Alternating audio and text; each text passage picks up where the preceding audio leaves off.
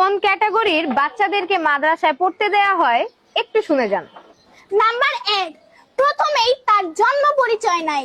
মাদ্রাসার লিল্লা বোর্ডিং এ খাওয়ার জন্য সে পড়ালেখা করে। দ্বিতীয়ত, সে মানসিক প্রতিবন্ধী। নাম্বার 3, সে সমাজের চরম লেভেলের বেয়াদব, না হলে তাকে নষ্ট নারী সন্তানেরা মাদ্রাসায় কারা পড়ে জানোস?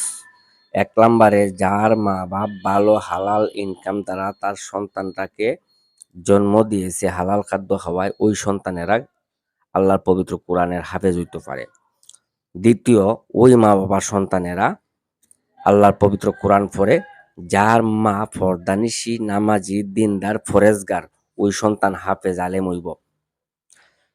3 নম্বরে ওই মা বাবার সন্তানরা আল্লাহ কবুল করে, যে সন্তানেরা আল্লাহর কাছে, মা বাবারা আল্লাহর কাছে দোয়া করে যে আল্লাহ আমার সন্তানেরে তোমার রাস্তায় কবুল করো, দুনিয়াতে সুখীত পরকালে সুখীত, আল্লাহ তোমার দিন গ্রহণ করুক, ওই মা বাবার সন্তানেরা আলেম হাফেজা হইতে পারে।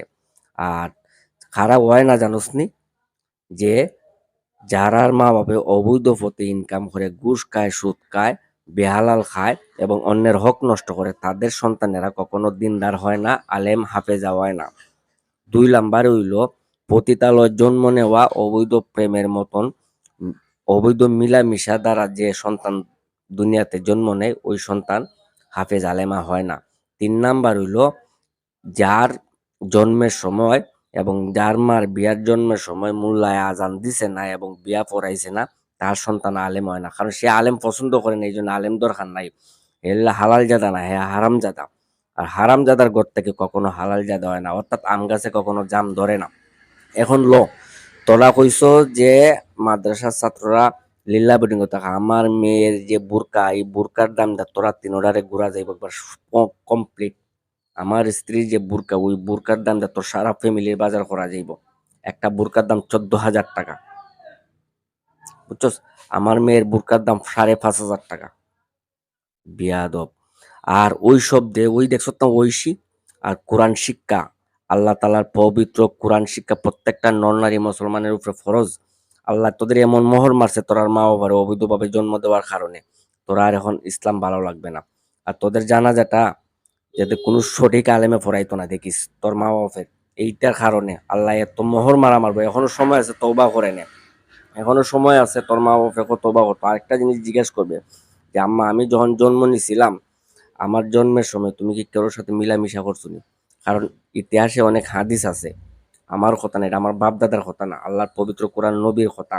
আর প্রত্যেকটা নবীর উম্মতেরা কোরআন শিক্ষা তার উপরে ফরজ, আল্লাহর বান্দারা তার উপরে কোরআন শিক্ষা ফরজ। একজন মুসলমান কখনো এর বিরোধিতা করে না। তোরা কি করবে বড় হইয়া জানোস নি? অলিতে গলিতে সিপাই সাপাই উঠলে বুটলে ইয়া বেশ্যাগিরি করবে, হাজারো যুবক নষ্ট করবে, আর বাইরে লইবার জন্য তুই আইসস। আর এই দেহস্তা হোটেল বোর্ডিং এ যে ধরা পড়ে, পরিচয় পাওয়া যায় তোদের মতো নষ্ট নারী সন্তানেরা, বুঝছত নি?